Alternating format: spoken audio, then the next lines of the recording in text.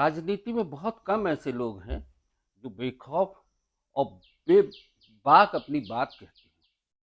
हमारे बीच में हैं पूर्व कैबिनेट मंत्री अजय बिश्नोई जी। लगातार हमारा उनसे संपर्क रहा है। नो न्यूज ओनली व्यूज में हम आपका स्वागत करते हैं। नमस्कार और गंगा भैया।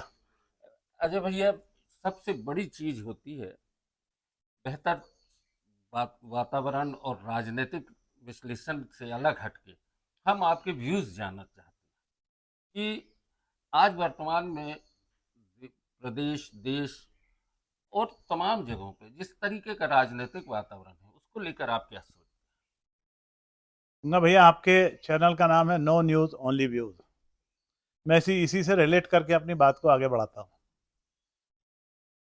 भारतीय जनता पार्टी ने अब हम लोगों को उस बोर्ड पर लाके खड़ा कर दिया है जहां हम न्यूज वाले नहीं, सिर्फ व्यूज वाले आइटम रह गए। हैं?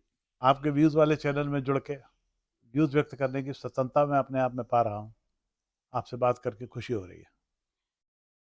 1980 में जो भाजपा का ढांचा तैयार हुआ था जनसंघ के बाद, जिस तरीके से आपातकाल के बीच में जनता पार्टी और उसके बाद जो भाजपा तैयार हुई थी उसमें आप उस समय युवा एक नेतृत्व लेके युवा मोर्चा के साथ खड़े हुए थे। इसी शहर में आपने बहुत सारे आंदोलन किए और पार्टी का जो कार्यकर्ता है घर घर जाके आपने बनाया।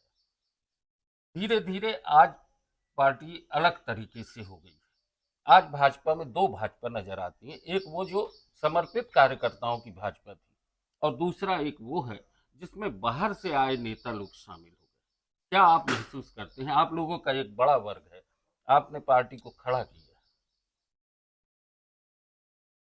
वो भाजपा जो हम लोगों ने बनाई थी 1980 में,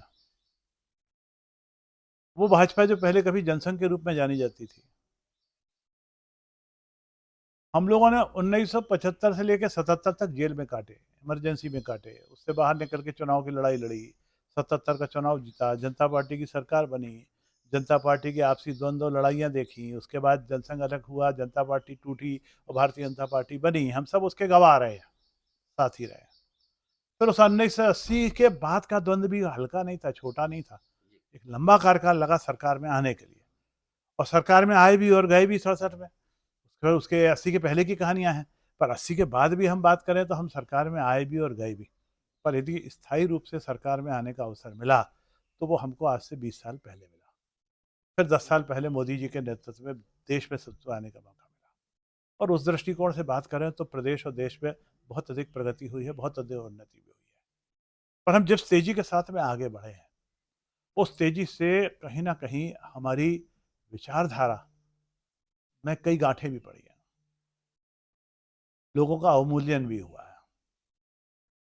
हम टारगेट अचीव करने में विश्वास रखते हैं, नैतिकता शायद कहीं पीछे छूट गई है। जब टारगेट को लक्ष्य प्राप्त करना तय कर लेते हैं और नैतिकता को छोड़ देते हैं तो दृश्य वही बनता है जो आज की तारीख में आज की भाजपा का बना हुआ है। श्यामा प्रसाद मुखर्जी और गुरु जी जिस तरीके की एक विचारधारा काम करती थी, जिस तरीके से वो लोगों ने पार्टी के भीतर एक लोगों को खासकर भारतीयता की बात की थी, आज भी होती है, लेकिन वो भारतीयता और जो आज का राष्ट्रवाद है वो कहीं ना कहीं मुझे लगता है कि वो उन सिद्धांतों से हट के हो रहा है। गंगा भैया, आपने जिन बड़े लोगों के नाम लिए,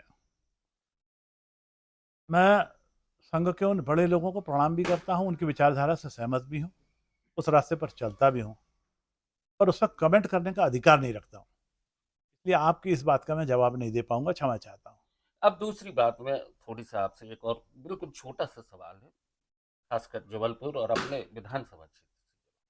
अभी मुख्यमंत्री मोहन यादव जी ने 100 करोड़ रुपए हर विधानसभा क्षेत्र में खर्च करने की एक वो दिया है कि 4 साल में अपना अपना विजन हर विधायक अपना देंगे और 100 करोड़ रुपए वहां पे। तो आपके विधानसभा क्षेत्र में ऐसा क्या विजन है आपका जो आप करना चाहेंगे? पहली बात, 5 साल में 100 करोड़ से किसी भी विधानसभा का भला नहीं हो सकता, विकास नहीं हो सकता। इससे कहीं ज्यादा की जरूरत होती है, और हर बार इससे ज्यादा मिलता रहा है। इसलिए मैं इस 100 करोड़ तक सीमित नहीं हूँ, और मेरे को ऐसा प्रकार का कोई ऑफर मुख्यमंत्री जी के द्वारा मिला भी नहीं है। अभी भोपाल से एक विज्ञप्ति जारी हुई थी उनकी, और उसमें कल शायद अखबारों में प्रकाशित भी हुई कि हर विधानसभा क्षेत्र में 100 करोड़ रुपए के कार्य कराएंगे वो। ये हो सकता है कि 100 करोड़ उन्होंने न्यूनतम रखा हो, जी, जी। उससे ज्यादा भी हो सकता क्योंकि हर विधानसभा को 100 करोड़ देंगे, पर 100 करोड़ में किसी विधानसभा का भला नहीं हो सकता। 100 करोड़ में सिंचाई की योजनाएं नहीं बन सकती, 100 करोड़ में विद्युत का सुधार नहीं हो सकता, 100 करोड़ में सड़कें नहीं बन सकती, 100 करोड़ में अस्पताल नहीं बन सकते, 100 करोड़ में हमारे को जो है गांव-गांव में जो सुविधाओं की आवश्यकता है उनका विकास नहीं हो सकता है, 100 करोड़ में स्कूल अच्छे नहीं बन सकते हैं, 100 करोड़ में कॉलेज नहीं बन सकते हैं। 100 करोड़ बहुत छोटी सी राशि होती है। 100 करोड़ का विजन अपने आप में बहुत छोटा और बहुत अधूरा है। है। एक और चलते चलते एक बात, जबलपुर का जो इंडस्ट्रियल डेवलपमेंट है उसको लेके लगातार बातें हो रही हैं। आपको क्या लगता है कि उसमें और कुछ संभावनाएं कहाँ बनती हैं बेहतर होने की? जब भी कभी सरकार बात करती है इंडस्ट्रियल डेवलपमेंट की, तो वास्तविकता के धरातल से ऊपर उठ के सपने बुनती है, और उन सपने को पाने के लिए जो मेहनत धरातल पे करने की आवश्यकता है, वो करने में कहीं न कहीं चूक जाती है।